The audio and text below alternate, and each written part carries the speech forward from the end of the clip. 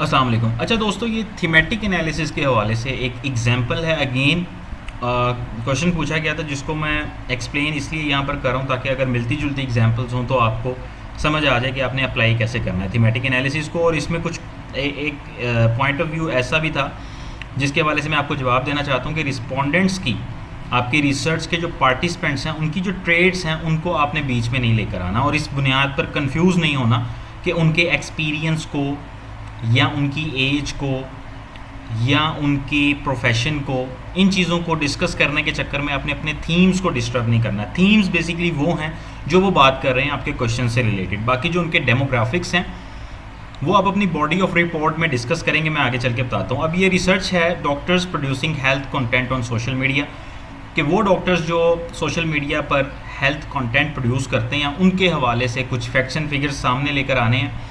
Main जो question है research के वो है मीडिया कंजम्पशन या मीडिया डाइट, उसके अलावा उनके बेनिफिट्स क्या हैं, चैलेंजेस क्या हैं, level of engagement with audience क्या है और मोटिवेशन क्या है। इसमें level of engagement with audience जो है इसको मीडिया कंजम्पशन के अंडर ही ट्रीट किया गया, लिहाजा आगे चल के आपने कंफ्यूज नहीं होना। लेवल ऑफ इंगेजमेंट को अलग से भी आप देख सकते हैं कि ऑडियंस के साथ उनका लेवल ऑफ इंगेजमेंट क्या है। ये बात समझाने के लिए जस्ट मैं इसको यहाँ पर मीडिया कंजम्पशन के अंडर ही ट्रीट करके आपको दिखा रहा हूँ। अच्छा, अब हर रिसर्च क्वेश्चन के अगेंस्ट डेफिनेटली आपके कुछ सब क्वेश्चंस होंगे जो आप अपने इंटरव्यू जब कंडक्ट करने जाएंगे तो आप इंटरव्यूज़ को पूछेंगे। तो वो सब क्वेश्चंस क्या होंगे, उसमें सबसे पहले हमारा मीडिया कंजम्पशन का जो क्वेश्चन है उसको हमने दो क्वेश्चंस में डिवाइड कर लिया। एक मीडिया कंजम्पशन उसको कह लिया, मीडिया डाइट बेसिकली इसका मेन क्वेश्चन है। अच्छा, इसमें हमने पहला मीडिया कंजम्पशन कह लिया और दूसरा क्वेश्चन जो है वो वीकेंड सिनेरियोज़ के ऊपर बात कर ली।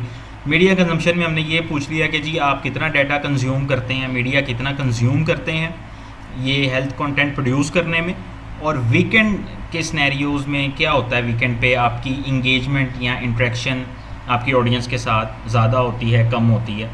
तो ये बेसिकली मीडिया डाइट का एक मेन क्वेश्चन था जिसके आगे हमने दो सब क्वेश्चंस अपनी ऑडियंस से पूछे। अब होगा क्या, रिस्पोंडेंट्स की, जैसे आपने जिन्होंने सवाल पूछा उन्होंने बताया कि 7 रिस्पोंडेंट्स हैं, ठीक है, डिफरेंट एक्सपीरियंसेस हैं, ठीक है, इन चीज़ों को हमने नहीं देखना, हमने सिर्फ ये देखना है 7 रिस्पोंडेंट्स हैं तो हमारे पास 7 ट्रांसक्रिप्शंस आने वाली हैं।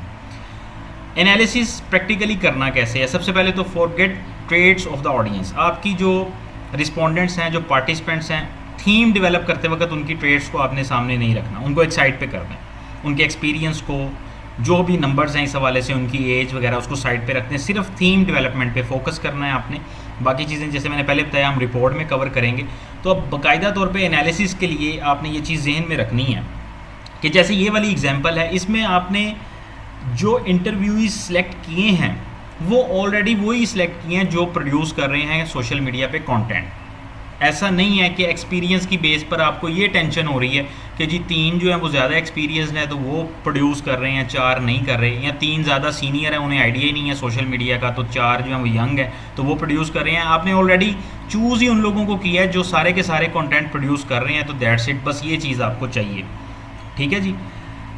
इसका मतलब ये है कि एक्सपीरियंस का कोई फ़र्क नहीं पड़ रहा इस चीज़ पर कि कोई कंटेंट प्रोड्यूस कर रहा है या नहीं कर रहा, सारे कर रहे हैं।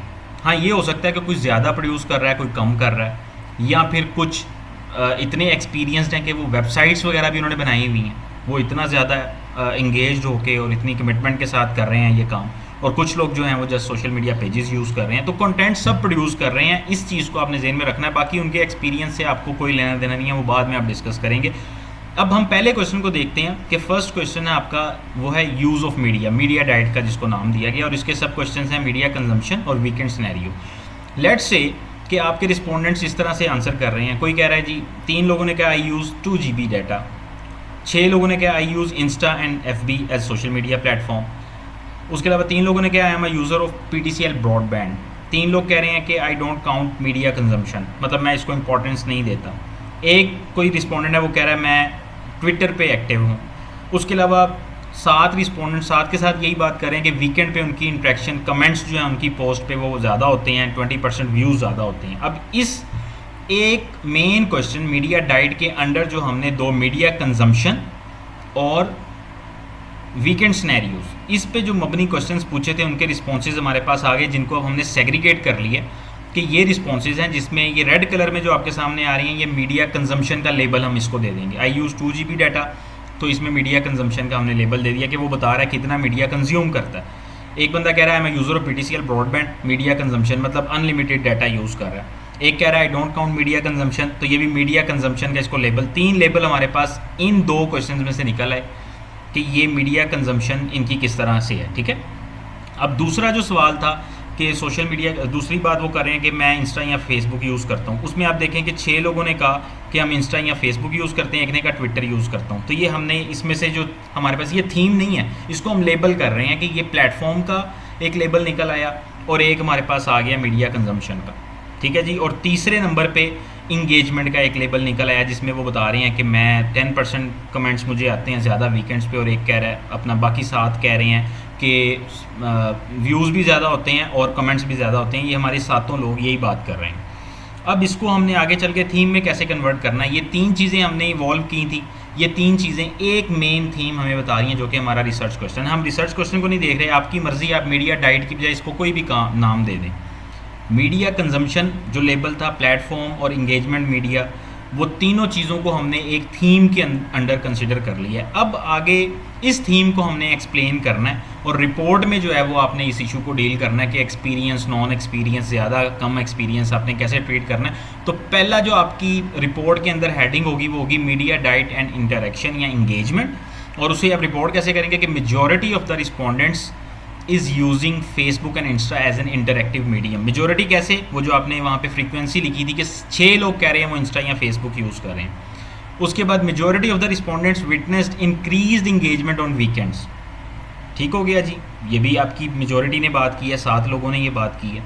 उसके बाद अब few of the respondents are concern with media consumption while most of them are using unlimited broadband packages. यानी कि सिर्फ एक बंदे ने कहा था कि जी वो मैं यूज़ करता हूँ अपना मोबाइल डाटा यूज़ कर रहा हूँ या 2 GB डाटा कंज्यूम कर रहा हूँ, बाकी सारे जो है वो अनलिमिटेड पैकेजेस यूज़ कर रहे हैं। तो ये उनका एक बिहेवियर आपके सामने आ गया कि उनकी मीडिया डाइट और इंगेजमेंट या इंट्रैक्शन क्या है, और उसके अंदर आपने बता दिया। अब यहाँ पे आपकी मर्ज़ी है, अगर आप ये बताना चाह रहे हैं कि मोस्ट एक्सपीरियंस्ड जो रिस्पोंडेंट्स थे वो सोशल मीडिया पे वेबसाइट अपना इंस्टाग्राम और फेसबुक यूज़ कर रहे हैं, जो ज़्यादा सीनियर नहीं है वो ट्विटर यूज़ कर रहे हैं, या आप बता दें कि जो मोस्ट एक्सपीरियंस हैं इनमें मेजॉरिटी ऑफ द रिस्पोंडेंट्स जो ये कह रही है कि हम अनलिमिटेड डाटा यूज़ कर रहे हैं, इनमें मोस्ट एक्सपीरियंस लोग हैं जो ये काम कर रहे हैं, और जो इतना एक्सपीरियंस नहीं है वो 2 GB या 3 GB डाटा कंज्यूम कर रहे हैं। तो इस तरह से यहाँ पे आपने रिपोर्ट राइटिंग में उसको ट्रीट कर देना, अदरवाइज़ उसकी बेस पर आपने